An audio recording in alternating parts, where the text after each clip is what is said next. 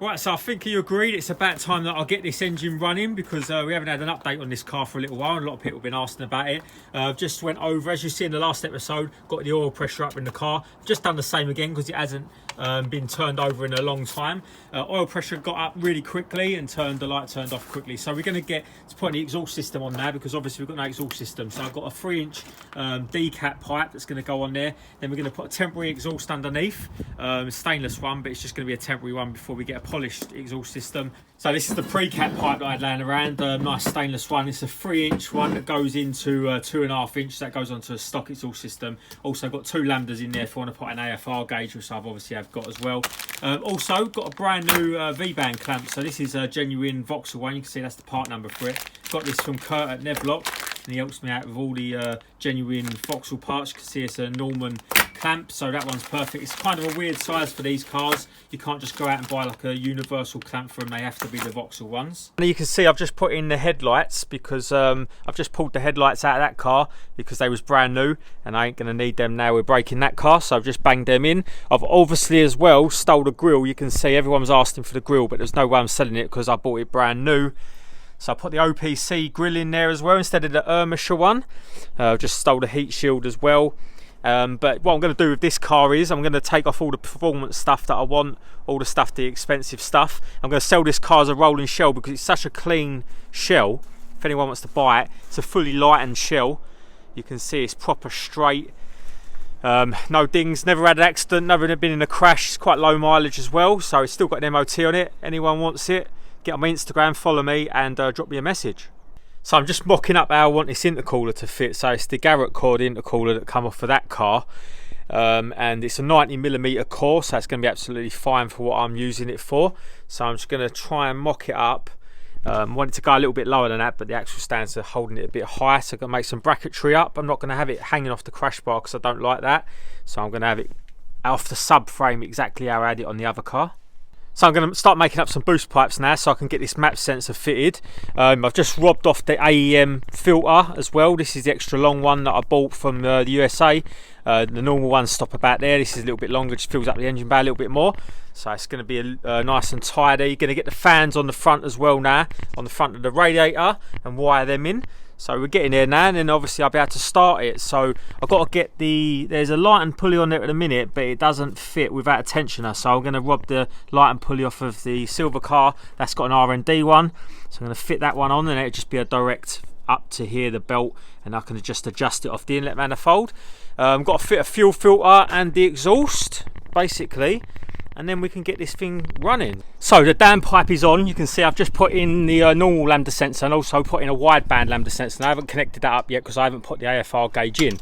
And what I'm just going to do now is make a boost pipe up that can carry the map sensor that's going to sit in this sort of direction here. I didn't want to do it so I put the exhaust on. So I've run the exhaust all the way back to the underneath of the car. Right, so what I've just done is I've put on a temporary exhaust that I've got that's got a cat in it. So obviously I can get through MOT, but I have a 3-inch exhaust that I'm going to put on there in the next episode, and you can see underneath here, if no one's ever seen it before, how clean it is. It's all been painted. If you haven't seen that, go and look at the old restoration videos.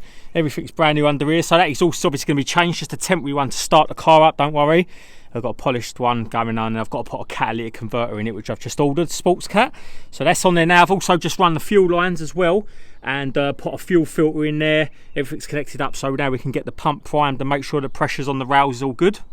As I just welded up this boost pipe as well, so it's got the map sensor bung in it, so now we can stick that into this pipe. I was going to weld this pipe together, but I thought no, I like it with the silicone hose, so we're going to have that stick in there like that. I can't flange these stainless ones, so I've just welded on some material to stop them popping off. So that's where the boost hose is going to sit.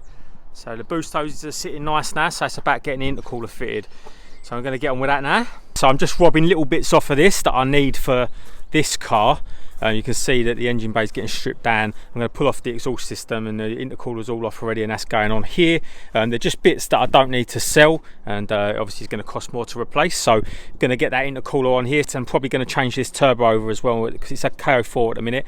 And I'm going to build a forged engine up for this as well in the future, and we're going to put that in there as well, get rid of the standard engine, and then we'll be able to then go big turbo with this car and actually make like some decent power and get some dyno vids instead of just being a race car. This one's just going to be a show car, but it's nice to get it on the dyno. You know, most of these cars are show cars nowadays with big power. The road at the minute, especially with the police, is ridiculous. Everyone knows that you just can't use these cars on the road anymore.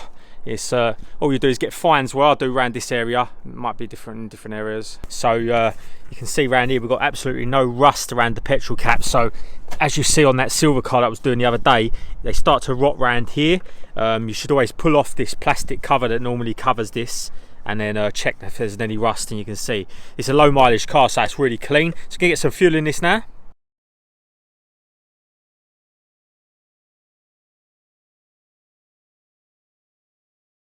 This thing's nearly ready to start, so obviously I want to prime up the fuel system and make sure there's no leaks anywhere on the fuel lines or that.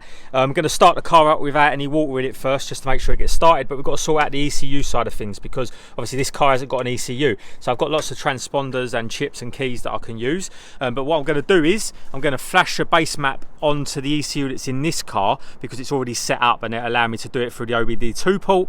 Put on a map that will run this system. So obviously it's a KO4 80mm MAF sensor with VXR injectors, and obviously this car's got bigger injectors, bigger turbo, different fuel pressure regulator, and it just won't start this car up how I want it to be started. So we're going to switch it over to the KO4 470cc injectors with the 80mm MAF. Going to flash that one on now and then plug this in. Right, so for people who don't know how the system works on these cars, so this is a transponder and ECU kit that I have already just off another car. I think this one was a stage 3.5 Regal EDS map, which is not bad. They're high torque maps. They was good back in the day, but I'm not sure how it runs on this setup, so I don't want to just plug this one in. But you can see inside the key, that little black thing there, that is the Immobilizer chip. Then you have, this is the transponder that sits around the ignition barrel, and obviously when you turn the key in the ignition, it verifies that that is the correct key for the car. Then it sends a signal from the transponder to the ECU, and the ECU overrides the Immobilizer and allows the engine to start. Obviously if that don't happen, you'll see the flashing light come on the dash and the car won't start. So yeah, we're going to program an ECU kit for this car now. Just processing, flashing on a base map onto the ECU now. It's a KO4 base map with 470cc injectors, 3-bar fuel pressure regulator and 80mm MAF sensor. A lot of people ask me if I want to sell these maps, and I've tested out and on different cars, and I'll never will. They're only ever going to be used on my own cars. So you can see here on this car, this is where the transponder sits. Obviously it goes around the key ignition barrel, so that you just got to replace this. So you've got to remove the plastic cover and you've got to swap that out. That's the whole point. So what I'll do is I'll wedge this shrouding back, and you've got to take off this wiper arm. So you just undo them 2 clips either side. You can see them clips there. You just push them in, you pull that out, and then down the back here where I'm pointing my finger, there's a hole. So you've got to turn this ignition barrel to position 2 and push it down, which I'll show you. So just get something to push this pin in through this plastic hole, turn the ignition barrel to position 2, and as you do that, you see that probe then goes in. Give the little ignition barrel a wiggle and it will just pop out like that. So now the transponder pretty much just unclips off. Now normally they have this metal guard around, and this one hasn't got it on. I will put it on for the new one. Changing over these transponders from one key to the other now. So as you know, with this car, that we've done a wire tuck in the engine bay, so all the ECU and loom is all underneath the dash, all tidy away, like you won't even see it from the top of the dash. So just got to unbolt this ECU. I think it's bolted to the bulkhead. I can't really remember how I've done it now, but have a look. So I do actually remember how I've done it now, and I wish I'd never done things so properly. You can see there's one bolt down the back there, and there's one the other side, so I might have to jack the car up to get to them. Right, so I've just put the ECU in, so this is all programmed now. Just bodged it together just temporarily so that we can get the thing running. I'm wiring up the fans now at the minute, so we've gone with Spal fans with these ones. These are the 12-inch or 11-inch ones. Yeah, 11-inch. I always like to go to the ones with the flat sides on them as well, and it just allows for a more compact sort of design. So you can see like the flat sides go up against each other, and allows you to fit more fan on the radiator.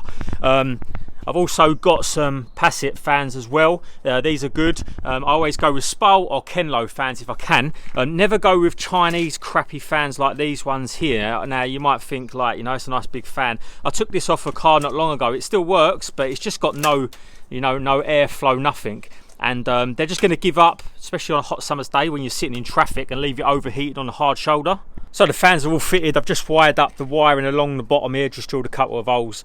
Obviously I'll go with the aircon delete, so you know we have the shorter wiring that tucks up underneath here for the coolant ECU. So we're just going to make up a temporary mount now to mount this intercooler onto, so that I can weld up a proper bracket for it. The intercooler's all fitted. Now ignore all the wiring everywhere. Obviously this is just in the process at the minute of, you know, getting the car back together. So intercooler's on there, sweet, all mounted up. So what I'm going to do now is make up the rest of the boost pipe, so the one that goes round here, down here, and onto the end cap. And I've just welded up a pipe that I'll show you that goes around here up into the turbo. You can see the turbo's up there, so I've just made up a nice pipe that bends round here, so I haven't got loads of silicone joiners everywhere.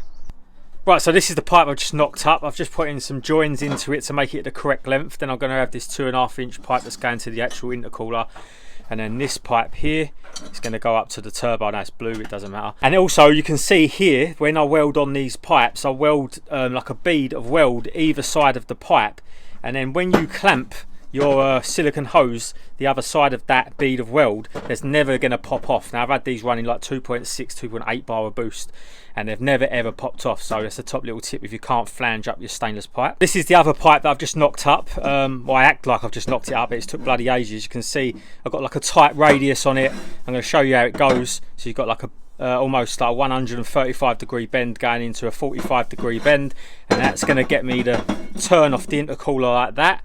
And it's going to bring it round, and then I can just come off here with another 90 degree up into the where the map sensor pipe is. So we're going to show you how that looks.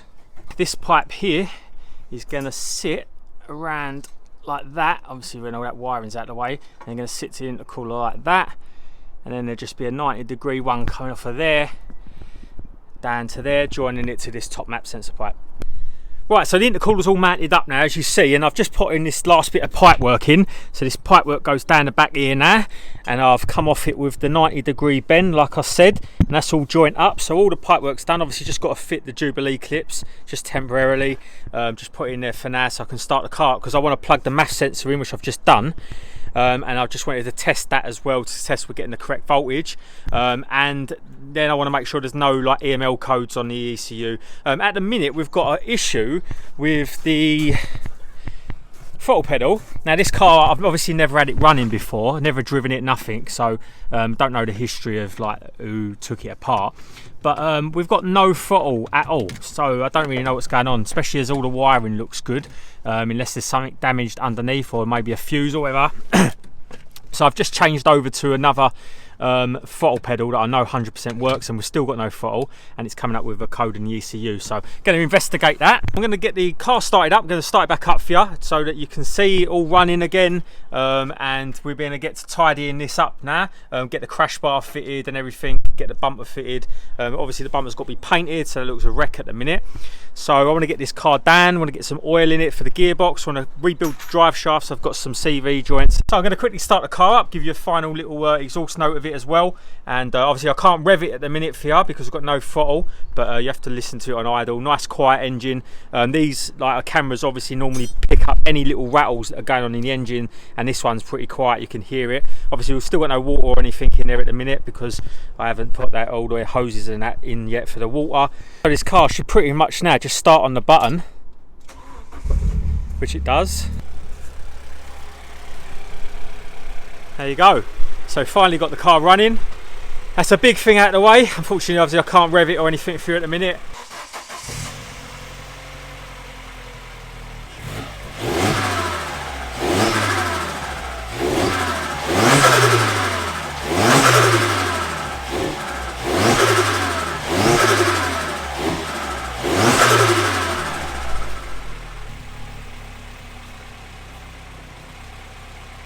So I know I haven't uploaded in a long time, but I've had a lot of stuff going on in the background. You can see what's been going on.